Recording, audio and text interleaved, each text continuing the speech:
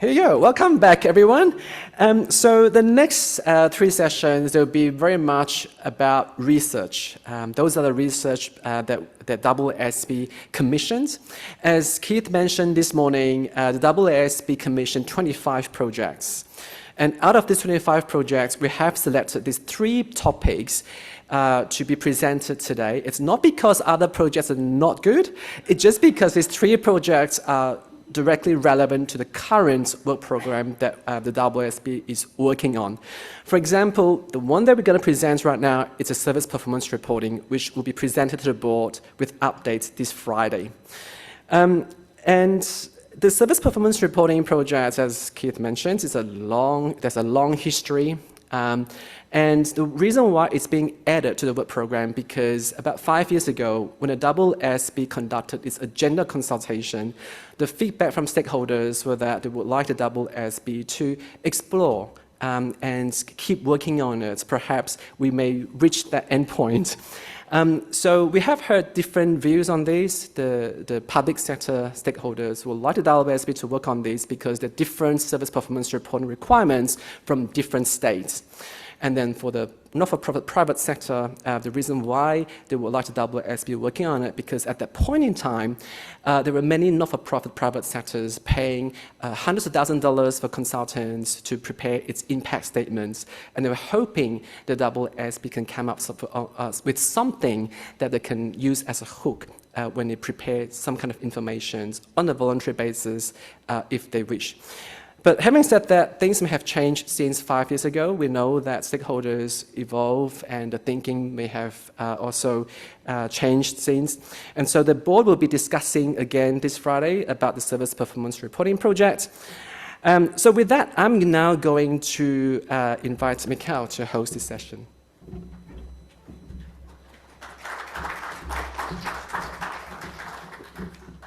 Morning, everyone. My name is Mikhail. I'm a graduate at the AASB. Welcome to the session on service performance reporting. So first up, we have our research presenter, Dr. Ushi Gura from Western Sydney University. She specializes in financial and service performance reporting and integration of financial and non-financial information. Her work has been published in numerous academic and industry outlets, and Ushi also serves on the AASB not-for-profit advisory panel and holds various leadership roles with AFANS, ANZ, TSR, and CPA Australia. Please welcome Ushi.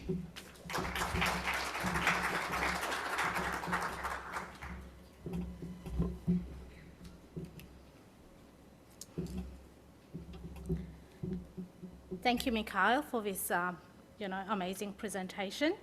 I would like to, so today I'll be sharing our work, as Mikhail has said, on service performance reporting. And before I start, I would really like to thank the AASB for actually supporting research in this important area. We had a research team that was fairly diverse, and we had colleagues from different institutions working on different projects. We didn't have everyone working on each and every project, but as the chief investigator, I divided the work between those based on their skill set and their interest.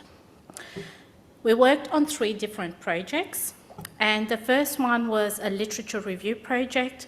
We had the broader service performance reporting project and the connectivity project. I've labeled them as 1, 2, and 3 just for the sake of this presentation.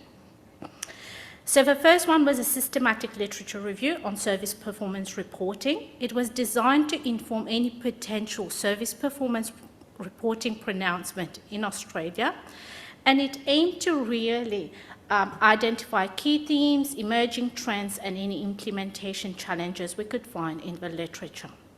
The focus was to really update Research Report 14, and hence we focus on literature published between 2019 and 2024. To try to really understand how Australia compares to other jurisdictions, we looked at Australia and what's happening elsewhere in a few other countries. And what stood out is there's no uniform service performance reporting requirement across the not-for-profit sector in Australia. We do have some existing frameworks that do capture performance information, but it's none of them really define what they mean by performance reporting, so that doesn't really help. What really stood out on the international front was New Zealand. It was like, it was really clear that it stood out because it's the only country with mandatory service performance reporting information across all charities, and it's supported by clear standards. And it's got mandatory assurance across a number of its not-for-profits. UK includes performance information through the trustees' annual reports, and then we had also US and Canada, who do have some minimal descriptive program information through tax filing. South Africa did have some form of mandatory performance information, but it was not related to international standards. For the literature review project, we mainly draw our documents from Google Scholar. We used a two-stage process and had inclusion and exclusion criteria, of course. We ended up with a sample of 18 documents over the 6-year period, and these include grey literature.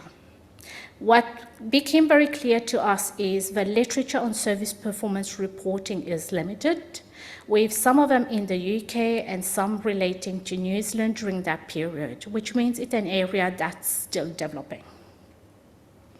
Following Brown's and Clark's 2006 six-phase framework, we found some emerging themes in there. The first one, it really added to understanding of the evolving emphasis of performance reporting from traditional outcomes to outputs and more recently to impact. The second theme highlighted that the continued reliance on financial metrics was most likely because there was a lack of common definitions of performance matrices and concepts. We also find that, the research approach theme considered the effectiveness of different regulatory approaches, and the fourth theme highlighted the practical challenges faced by regulators. The user need themes identified that regulators do not only face challenges in terms of, working out how to have regulatory approaches, but also in terms of identifying users and also the competing and prioritized needs at different points in time. With regards to assurance, there were variations that were observed in the literature in regards to assuring service performance reporting information, and that could be because, of the cost and implications and difficulty in assuring these types of information itself.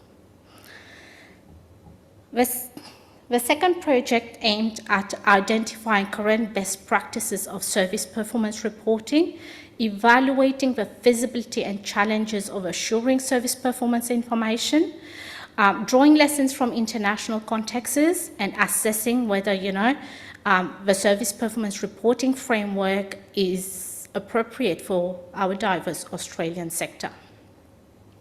And this project used a multi-method approach where we collected data from stakeholder surveys, content analysis of over 1,500 annual reports across 6 different countries.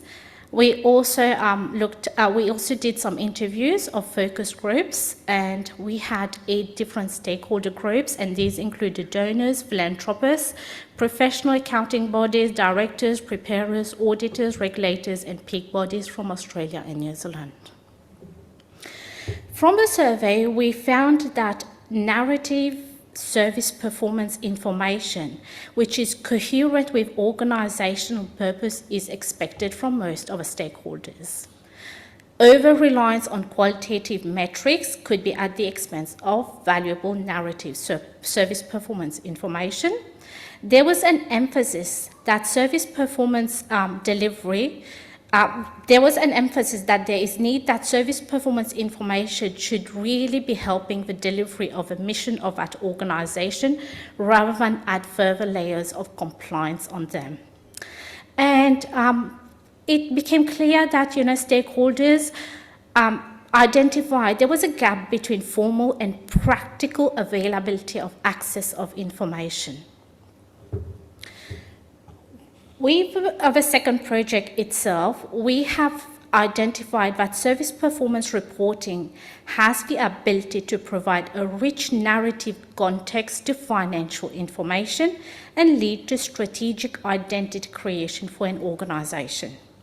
Participants across most stakeholder groups expressed confusions about service performance concepts such as outcome and impact. There were central concerns about the costs and implementation challenges, about misalignment between policy and operational realities of not-for-profit organizations. Stakeholders also expressed concerns about applying traditional assurance to service performance reporting. From the 102 Australian not-for-profit, we offered a wide sector engagement with service performance reporting already, but there were some variations. For example, the average number of pages dedicated to performance reporting in the environment sector was only 8 pages, compared to 22 pages in the arts and culture sector. Some forms of impact measures were highly reported in education and arts and culture sectors, and to a lesser proportion in other sectors. A comparison of the performance reporting elements between Australia and New Zealand showed that Australian not-for-profit are actively engaging in performance communication, with some slight sectorial differences. And in most of the sample countries, performance reporting maturity increased over time. By 2023, except for South Africa, most jurisdictions had reached a level 5 maturity level, with some slight differences across sectors. The third project looked at the connectivity between financial and non-financial in terms of service performance reporting information, and it built largely on Project 2. Again, we adopted a multi-method approach, and we added a literature review to this one. The academic papers were analysed using NVivo. We had our 1,545 annual reports were analysed using LexiMensa, and the survey and focus group were analysed using a hybrid thematic analysis method. From the literature, several themes emerged that closely align with the findings from Project 2. The main observations were, while not-for-profit had to balance different accountability expectations, size-based tier reporting requirements might not be enough. Donors' information needs are prioritized at the expense of beneficiaries, which is, has been vastly discussed in the literature. And donors, regulatory interference might not automatically lead to a richer performance reporting. Stakeholder engagement and sustainability reporting was superficial, and we thought that was worth reporting because it could indicate what might happen with service performance reporting. The thematic analysis were conducted in stages. In the first stage, we considered only Australia, and the most dominant theme was finance, indicating that financial reporting was the main focus. In the second stage, we added New Zealand, and financial theme remained most dominant, but that was closely followed by service and report this time. In the third stage, we added the Commonwealth countries, and Australia and New Zealand seemed closely aligned in the reporting in contrast to UK and Canada. And in the last stage, all 4 countries were considered. Australia and New Zealand remained closely aligned, and this time we found that UK and South Africa seemed to be closely aligned as well. These findings highlight that contextual considerations are important when developing a service performance reporting framework. The responses from the focus groups were similar to Project 2, given they were the same sample and questions. From the focus groups, we noted that the striking the right balance between standardization and context was essential. Accessibility, presentation, and strategic use of service performance information is important for stakeholder engagement. Financial and service performance information should be linked within the report rather than being built together. Stakeholders made it clear they want to see that link and all the whole story being told through that link rather than then being, just boilerplate provision of information. And the integration of these two information extends beyond formatting. Structural and conceptual concepts or alignment should be considered. So what's our recommendation? We had 3 projects. And we thought about it and we thought, okay, maybe have a framework which is flexible and principle-based rather than prescriptive. Mandate service performance reporting through a phased and supportive approach. Introduce reporting requirements differently across different types of not-for-profit. And what we mean by types, that's up for discussion. Consider new governance model. Maybe adopt a stakeholder-led co-design model. The connectivity between financial and non-financial service performance reporting must be strengthened and made clear. Pilot test assurance frameworks, if possible, before making them sector-wide and mandatory, or I don't know how it might be introduced, but yeah, think of pilot testing the assurance framework and provide support to not-for-profits. People have said it's technical jargons, they rely on volunteers, it's not always easy for them. So think about using plain language guidance, training resources, sector-specific examples, and also accessible online kits for them. Thank you.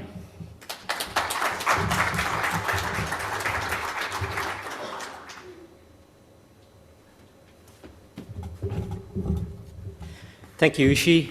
Our next presenters are from Monash University. We have Dr. Richard Pucci and Dr. Anne-Marie Conrad-Hargreaves. Anne-Marie's research focuses on the public sector, non-for-profit organizations, and sustainability, with a special interest in standard setting and the role of experts around national and international contexts. Richard's work examines the social and organizational aspects of accounting, including how practices are standardized and operationalized across different sectors. His PhD thesis explored controversies in IFRS in the aftermath of the global financial crisis. So please welcome Richard and Anne-Marie.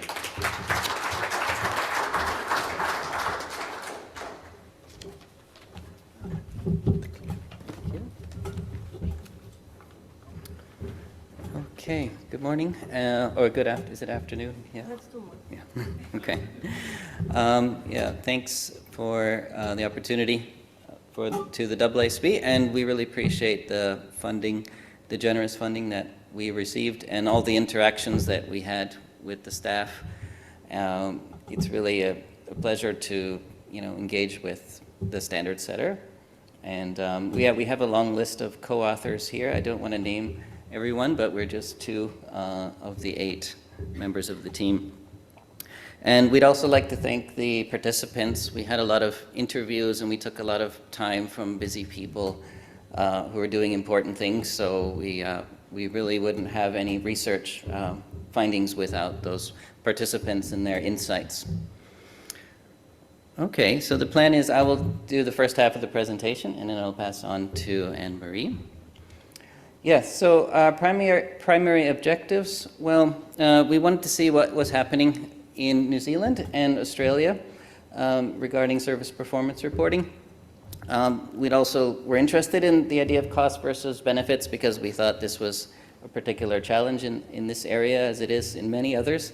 But also this idea of whether the New Zealand standard would be appropriate, something based on that in the local environment here. And we have a focus on private not-for-profits, so we did speak to a few public sector entities, but we really focus more on the private sector. So our research questions very much follow along from our objectives, so I won't repeat them exactly. However, we did really want to see whether the New Zealand standard would be a suitable baseline for the private sector NFPs, at least here in Australia. And we'd want to look at then in New Zealand, okay, how is it going there? Is it working? Well, what's working well? What's working not so well? What are they struggling with there? So then maybe there could be some potential adjustments to make from that baseline. Yep. So, sorry. Yeah, so background, Ushi actually did a lot of this work already. So we know that it's mostly voluntary reporting here in Australia for service performance reporting, at least in the private sector. And there was an attempt to standardize back in 2015 the ED 270, which was ultimately not adopted. And then now, of course, we have the New Zealand standard being chosen as the baseline, I guess provisionally. But so this kind of stimulated our research to really trying to see, okay, was that baseline, is that appropriate, and what kind of adjustments, if any, should be made here to adapt to the local environment? Yeah. Okay, so we're very much qualitative researchers. So we did document analysis of a selection of annual reports and other kind of impact reports in Australia and New Zealand. We looked at kind of the best practice ones, that entities that have won awards, like the Chartered Accountants Awards for best reports. But we also looked at more common, like just typical reports to see if any differences there. I suppose our main data, though, is from the interviews. We talked to 53 people, and that was really, really interesting. And we just wanted to understand their experiences and their views on this issue. In New Zealand, more of like what's been happening, but in Australia, more about not only what's been happening, but also what they think about this future, the future for SPR, potentially based on a New Zealand style of reporting. We also did something called a vignette, which I'll let Annie describe, because we've only we've only used that in Australia, but Annie will explain why is that. So for our interviews, we tried to ask a lot of follow-up questions. It was semi-structured. We really wanted to get to that understanding of the context of the person that was speaking, and how, because we felt like the diversity of the NFPs really required us to get really down into that context to understand their views better.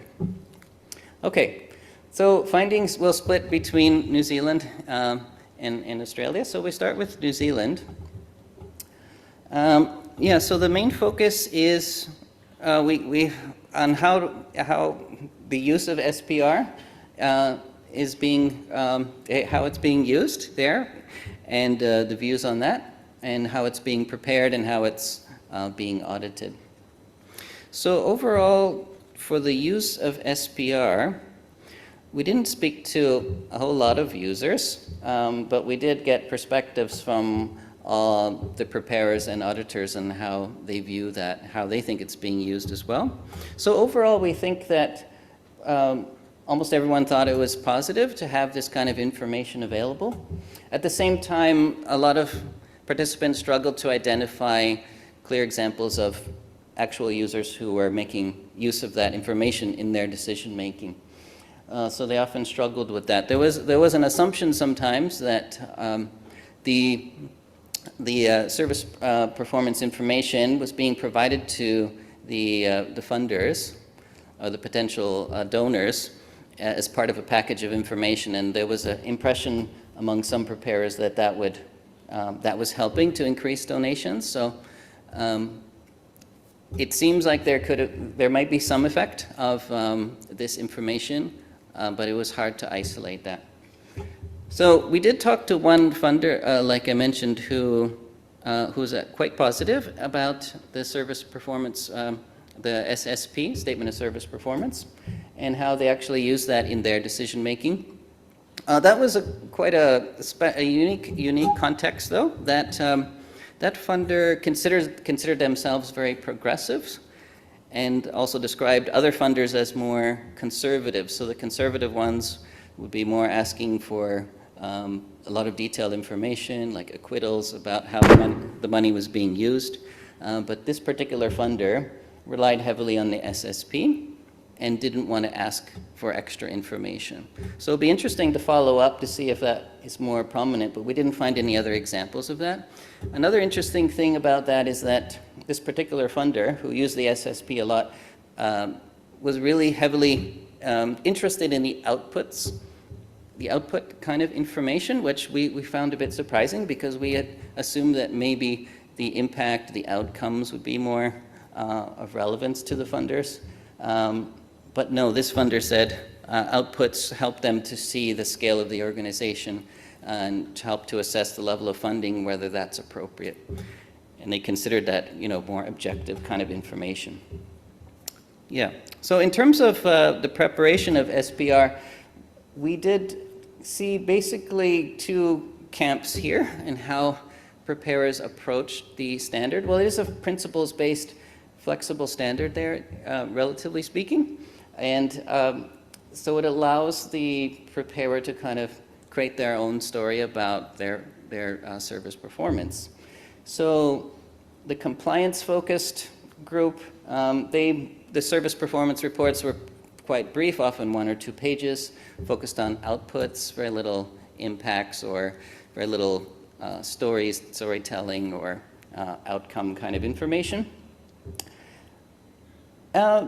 The takeaway there, though, was that most people thought that that was okay, actually, that some entities focus on compliance. It's not necessarily a bad thing, because often they didn't have clear users that needed that information. So they might have been getting most of their funding from the government, or they maybe have sufficient funding already, so they didn't really see a need to try and create a glossy report for the general public or for some users who they didn't think actually would have used it anyway. So that was something that came out of the data. There were another group of preparers who focused more on what we call the strategic communication approach, where they really tried to tell their story in much more depth and have a range of information, also testimonials and outcomes, impacts, and nice fancy pictures, glossy reports. So it was quite a big distinction, but it made sense in a way because they were using that as part of their marketing and trying fundraising initiatives. So it was a really big distinction. Anyway, when we come to auditing, we found that a lot of auditors told us that was one of the first things they do when they approach the entities about this. They would say, okay, what's your objective? Are you looking to comply with the standard, or do you want to do something more? So we thought that was interesting. And the standard, we felt, allows that to happen. So there were many challenges regarding auditing, and I think a lot of that may be due to the fact that this is a new kind of reporting, anyway, for private, not-for-profits. And a lot of these may be worked out into the future, but the cost was a concern. And so that often affected the length of the report. Things might have been removed from the audited part, statement of service performance, over to the front end, which was not audited, sometimes to deal with this cost issue. Another thing was verification. There was a huge variation in how auditors viewed this issue, which we find very interesting, actually. So, for example, some auditors were quite strict in saying, well, outcomes, testimonials don't really belong in the statement of service performance. We can't verify them. A lot of that has to do with the data systems of some NFPs that were not really maybe permitting this verification to a sufficient level. But other auditors were much more easygoing in allowing the NFP to kind of show those outcomes without much evidence, so kind of infer that, okay, we have produced these outputs, and of course those naturally lead to outcomes, even though there might be very little evidence for that. So the NFP, sometimes we're allowed to just input their own information, their own surveys about what they think the outcomes were after they've provided services to the beneficiaries. But then for other auditors, of course, they would never allow that. They would never accept that. So that led to some suggestions that we'll talk about later, that maybe the auditing requirement for outcomes might be relaxed a bit, or maybe the audit requirement itself might be staggered a bit to allow the NFPs to update their systems a bit more, because there might, in New Zealand, I think they came out with the audit requirement immediately, so they created some issues there.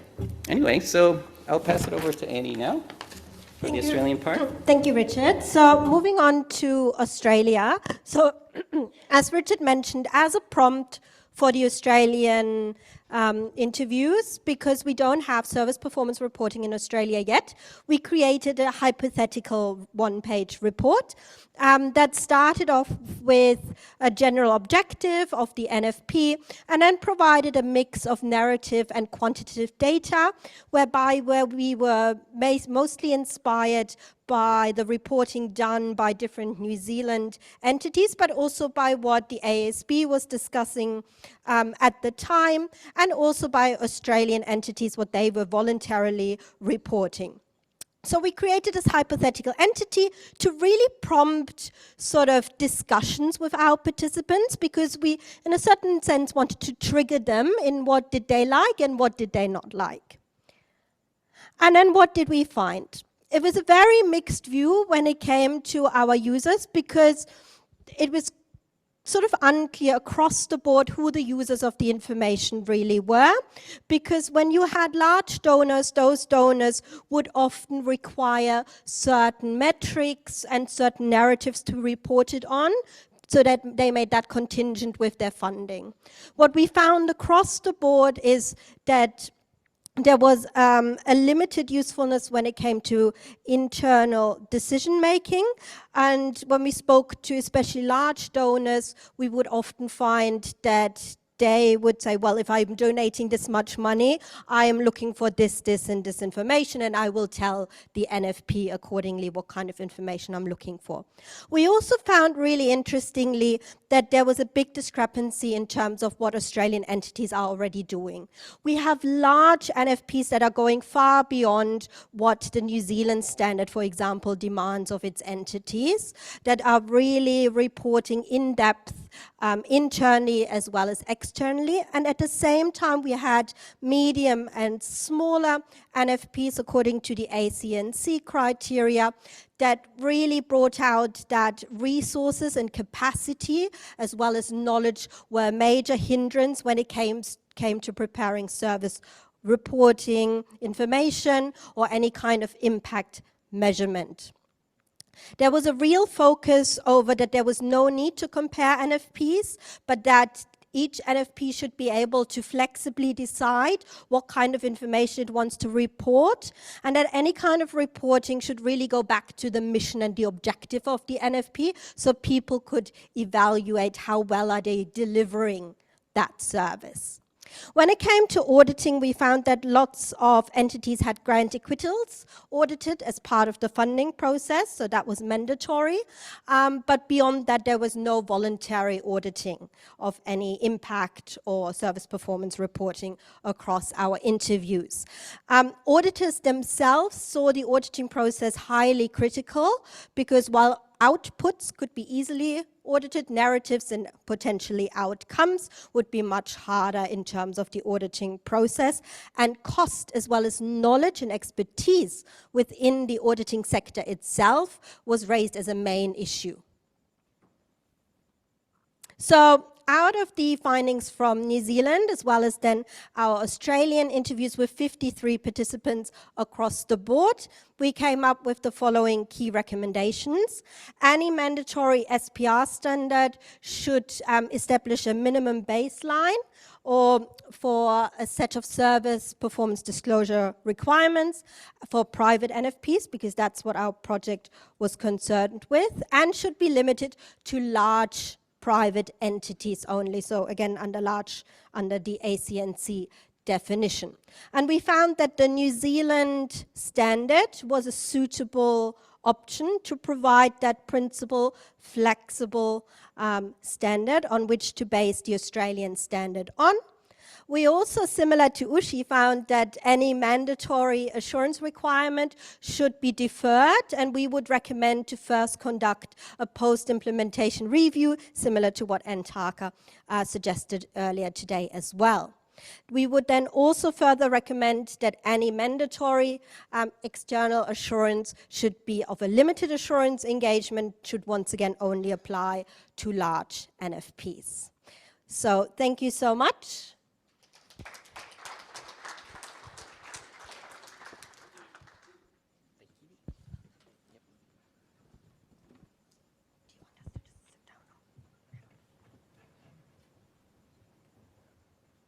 Marie, thanks, Richard. So, panel discussion time. So, before we get started with the discussion, I'd just like to remind the audience a couple of things. The views during these discussions are personal and not necessarily the views of the panel members' organizations, unless explicitly mentioned. And yep, we have the QR code on the screen, so if you have any questions for any of the panel members, feel free to post them through and we'll get to them at some point during the discussion. So, with that being said, we have Sarah Davies, AM, Sean Osborne, Ram Subramaniam as our panel members, and Professor Carolyn Caudry as the moderator. Sarah Davies is the CEO of Alana and Madeline Foundation and brings over 24 years of leadership experience in the charity and for-purpose sector. Sean leads the accounting policy team at the New South Wales Treasury and is an AASB board member. Ram is the external reporting lead at CPA Australia, where he drives advocacy and thought leadership on external reporting. Our moderator, Professor Carolyn Caudry, is the chair of the New Zealand and Accounting Standards Board and an AASB board member. So please join me in welcoming our panelists and our board members and enjoy the discussion.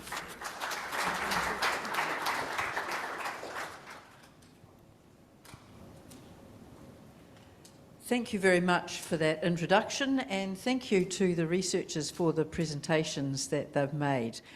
I'm going to ask the panellists just to give us a brief reflection on the research, and I'm asking them to wear particular hats. But I thought I might start that as they sort of settle into their seats by sharing a brief reflection from me. And you know, this is a topic that I find particularly interesting, so I'm going to hold myself to that brevity. I think it's an area for standard setting where the internal requirements to make sure that you are achieving your mission actually flow out into external reporting requirements, and that makes it particularly interesting. And you brought that out in the Monash research. And yet, our qualitative characteristics that we have in the accounting conceptual framework talk about things like comparability as a supporting qualitative characteristic. And if you want to be telling your story, that obviously disappears in favour of perhaps transparency, which Ushi talked about, the global sort of swell of people wanting to, regulators wanting reporting on this type of service performance, and transparency is part of that. It's not a qualitative characteristic in accounting. So, you know, there's quite a, I guess well, if not a disconnect, then some difficulties around that. I think that telling your story is important, and you know, we then have this mix with decision usefulness and accountability. We've talked this morning a little about principles and rules or whatever, and I think Australia has shown in making international financial reporting standards applicable across the private and public sector, that principles can be drawn across into both the public not-for-profit sector and the private not-for-profit sector, and that's for general purpose financial reporting is what we see in New Zealand. So I'm just going to ask, given that they're in, I can see them in order, I'm going to ask Sarah to talk from a organisational preparer type perspective. I know she's involved with the ACNC working group as well, but perhaps to give some reflection on the research as you've heard it today. Thank you, and I think your microphone will be activated as needed. Thank you, and thanks for having me on the panel. I suspect I might have a little lonely perspective on this panel. I want to open up by saying I really like the New Zealand principle-led approach. I've had a good look at the New Zealand standards and practice, and I think that's very positive. I would say that 80% of it we already do here, because 80% of the information that is collected is actually already reported to the ACNC through charity registration documentation and annual information statements, and is available to everybody, charity by charity, but also in the annual ACNC Charities Report. So I think we're 80% of the way there anyway. I absolutely support anything that increases transparency and understanding and accountability in the for-purpose sector.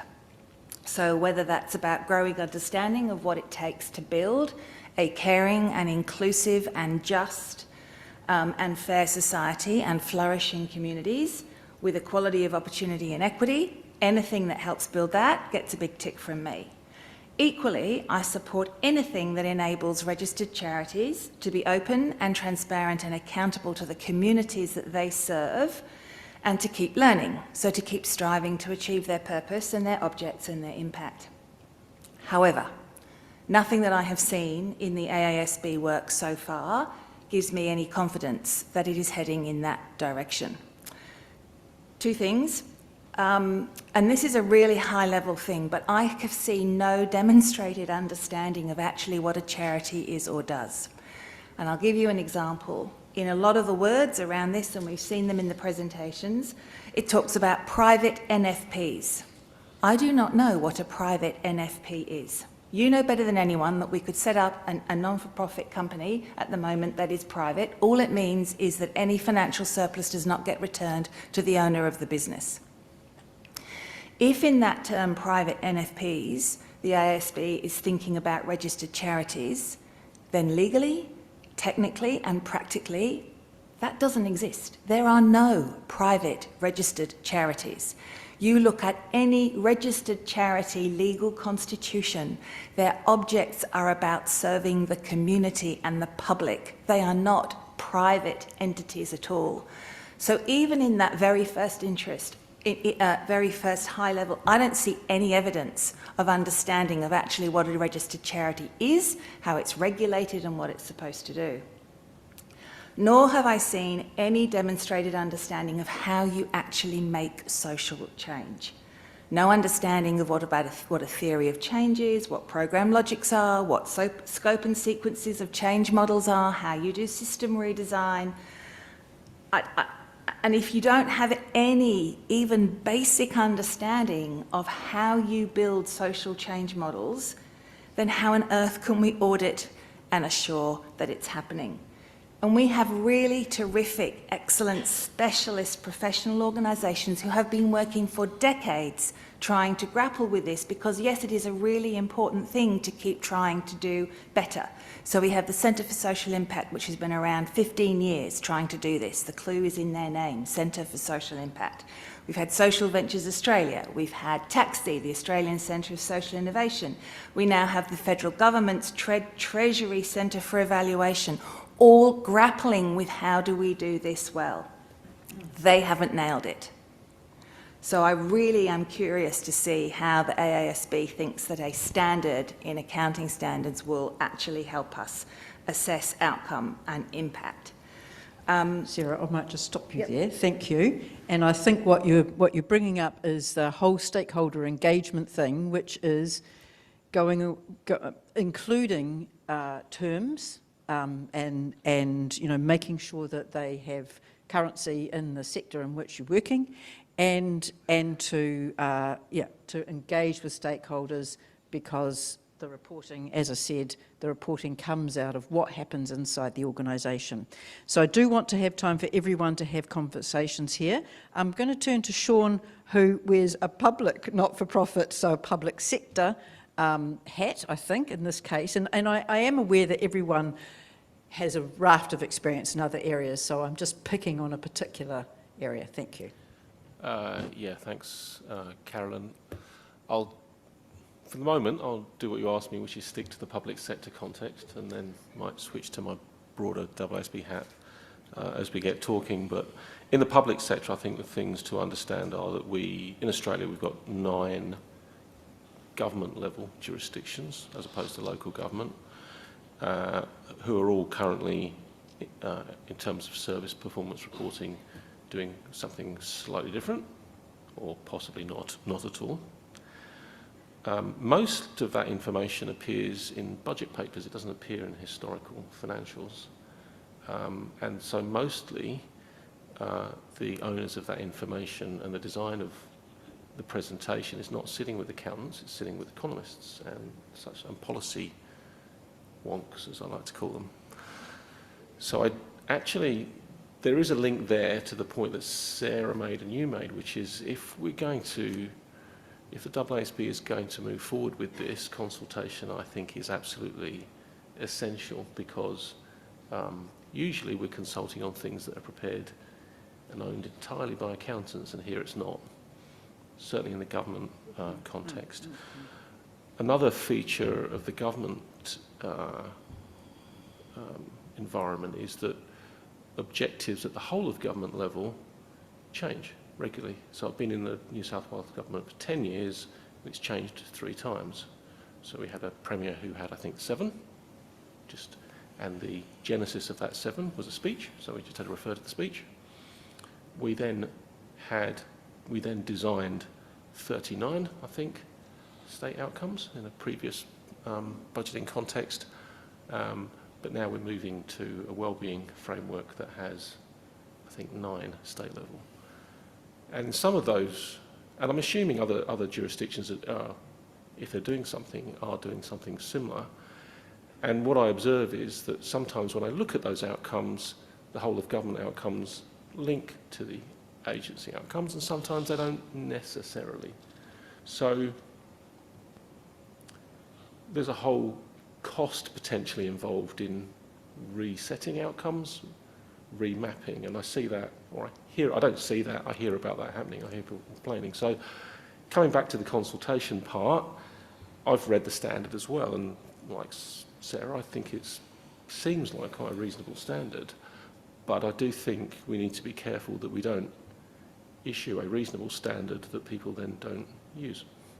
And I know with ED 270 there was some discussion as to whether the information would be in financial reports or not, and whether it would be audited or not. So I think in particular, if we were to go down a path and not have it audited and not have it necessarily in financial statements, then if the AASB, with my AASB hat on, doesn't consult with the right people, it might not get used, no matter how good it is. Thank you, and that assurance is going to come out in a question I'm going to ask more broadly in a minute. So I'm going to ask Ram to talk from a professional, wearing a professional hat. I would note that we haven't got a regulator on this panel. It's not a criticism. You know, we could keep adding users as we like, but I know in New Zealand that the equivalent of the ATO and do I have to say Australian Tax Office, because I know that my accent could actually have come off as different letters, or the ACNC, you know, both of those equivalent organisations do use the statements of service performance quite a lot. But Ram, from the profession's point of view, your reflection on the research, please. Thanks, Carolyn. When Eric introduced the session, he talked about the project having a long history. What he didn't say is it's got a long checkered history. ED270, we were all involved in, many of you here probably were involved in it, and some of the challenges we had around it, so I won't repeat some of that. I think there's some very valid points made by my co-panelists around some of the challenges associated with service performance reporting. But equally, from a professional body's perspective, we talked to a number of people in a number of jurisdictions, and the views that we hear are mixed. From one extreme where who's reading this information, why do we need it, to this is absolutely essential for us to tell our story, and how we go about fulfilling our objectives. And there's also the sector-specific issue. So you've got the public sector, you've got the private profit sector, which Sarah questioned a minute ago. So there are differences we are hearing in depending on who you speak to, where they come from, and even jurisdictions. So if you speak to someone in New Zealand compared to someone in Australia, you get a different angle to the story. So CP Australia recently put together a submission in response to a government inquiry that's going on in New Zealand around public sector accountability and performance reporting.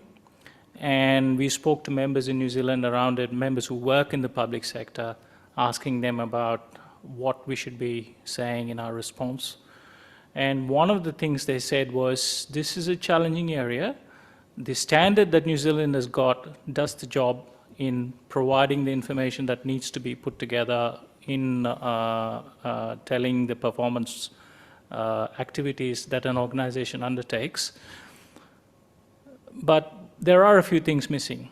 One of the things they said is when you are looking to provide information on meeting certain objectives, sometimes there's no context. And I think we heard that from the researchers as well. The context is important. And when you say something, you probably have to say it against the backdrop of targets. So if you set a target and then measure your activities against that target and report against that target, the information becomes a bit more meaningful. And it probably even helps with assurance as well, because assurance practitioners are always looking for a framework against which they can underpin their gathering of evidence and provide an opinion on it. So when you clearly set out, and we heard from Harry this morning as well, he talked about assumptions. Make your assumptions clear. And I think that's important as well from an assurance perspective. So once you set the framework, you've got your targets, you've got your assumptions, you've got your metrics all aligned with each other, then you have something you can actually rely on, maybe something you can even do some assurance on. So one of the things that Harry from the Australian Centre for Evaluation said this morning, which stuck to my mind, is don't let perfection be against the good, against achieving the good, but equally don't get badly misled, something along those lines. And I think that's quite important. We're trying to give information that is useful, not horribly wrong, but does give information that is reliable to some great extent. Okay, I'm going to stop you there. Sure. Thank you, Ram, because we've got two very good questions online, and I'm also scanning the audience to see if you've got questions from the floor, but we don't have very much time between us and lunch. So I think in the Monash vignettes, there was a picture of a one-page service performance reporting. It was lovely. I've seen lots of those in my life, and things were measured, and everything was good news. And so this question says, is there a skew towards easily measured and audited metrics? And I would add there, and things that tell you good news. How can we mitigate that risk? And I will go briefly, and I only want to have less than a minute reflection from Monash, and then from Ushi, who I know looked at 1,500 reports worldwide, so even if some of them are regulatory. So Monash, perhaps Anne-Marie.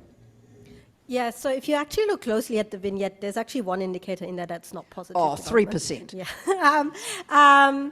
But it's something that definitely came up in the interviews, that there seems to be a risk of the reporting potentially going into a direction where things could be screwed in a way that only positive outcomes would be reported. So how do we mitigate it? We're looking for solutions here, the board, the AASB. So it's a difficult question, right, for a researcher who just bases on what we've been finding. I think transparency, the audit requirements would Thank you. be Okay. coming in there. Yeah, some assurance. Funny that. Ushi. It did become pretty clear, especially when we did the focus groups and we looked at the annual reports, that there was the risk of impact washing, and we've labeled it. And that was Robert who suggested, go down the path of greenwashing, and we thought, okay, that does make sense. But yeah, there was the risk, and I believe that risk is always there. It's not going to change, because it's a sector that's trying to legitimize itself as much as it can to raise funding and support from the general public. But the way to mitigate that, I believe, would be to have some standards, some guidance, something that could create, a way of reporting, and just improve over time. We learn as we go. Yes, I was actually going to go to you next, Sarah. Still watching the time. So, A minute. I don't think you can mitigate it simply. If you do I think there are major risks.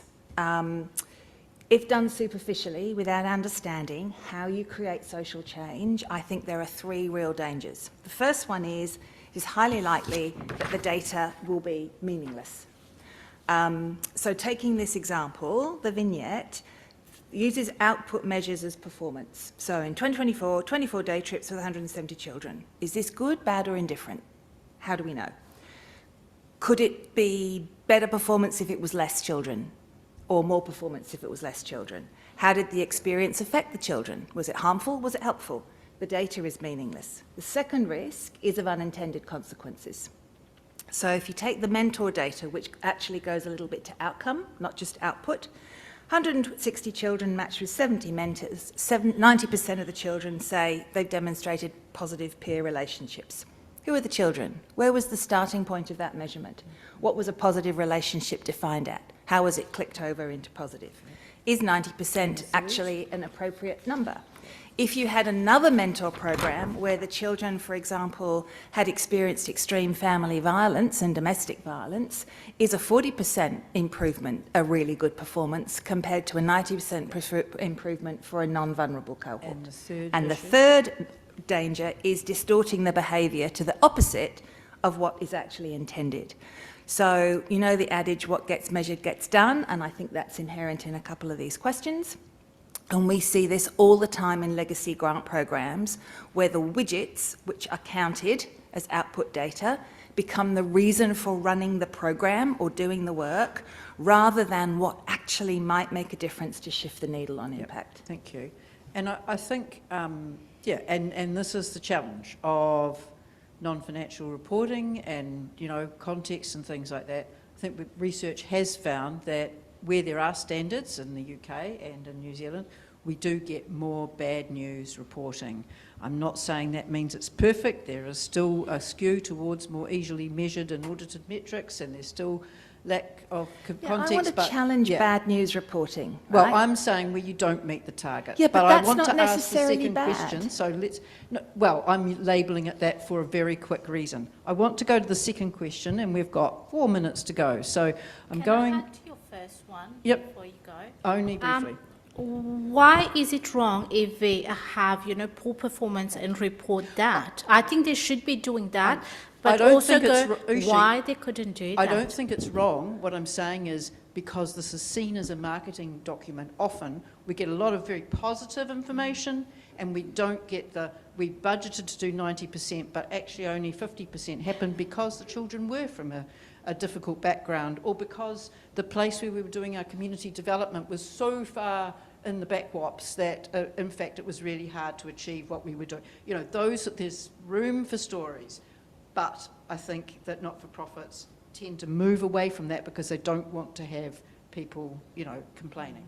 So the second question we have from our little pigeonhole thing is, given that there's a natural focus on storytelling, telling your story in the not-for-profit context, are there broader insights for accounting standard setters, financial reporting, in other sectors or in other areas? And I wondered if I could go to Sean as a AASB member, because I think the answer is yes, but I'm going to give you a minute and then I'm going to start talking. I'm trying to understand the question. I mean, I think if I was being asked this question, I would say, yeah, the AASB has just done some sustainability standards, and I think that we want organisations to tell their story about how they comply with those, and it's non-financial in nature as well as financial. there's absolutely no doubt that when I talk to people, there are a lot of people who say that the AASB should stick to financial reporting. And okay, you've been asked to do climate, stick to that, because that's sort of financial impact, and leave the other stuff to the experts. Okay, thank you. So some people think that. So some people think there's no broader insights except that we shouldn't be doing it. Okay, we at AASB. I'm going to ask Ram that because he has quite a view across a lot of sectors and across a lot of reporting obligations. I'll help you and be very, very brief. As long as the storytelling is not fictional, we're okay. Yeah. With numbers, I think you can do that, where the numbers don't lie, as they say, and the auditors help with that too. But when you're starting to say things in words and metrics that are not contextualized, as Sarah was saying, it can become problematic. So we do need something in place that ensures that it's all given within a framework, maybe a standard, maybe not, but something that actually you can pin your hat, you can put a pin on it and say this is how it's done. Thank you. I don't see any, I'm trying to pretend I'm a good auctioneer here, looking for sort of people twitching their ears or, you know, doing something that would suggest they have a burning question. And I'm very aware that we as a panel are now sitting between you and your lunch, I think. I'm looking at Eric. But I hope that over lunch we will continue to talk to the panel members, because this, for me, is a fascinating area, and you know, I think perhaps we should have had the whole day on it. There's quite a few hundred pages in the current AASB supplementary pages, which is the research reports. Some of them are in draft from these teams. So I'd like to thank the teams for their presentations this morning, and to the panel. Thank you very much, and please continue this conversation.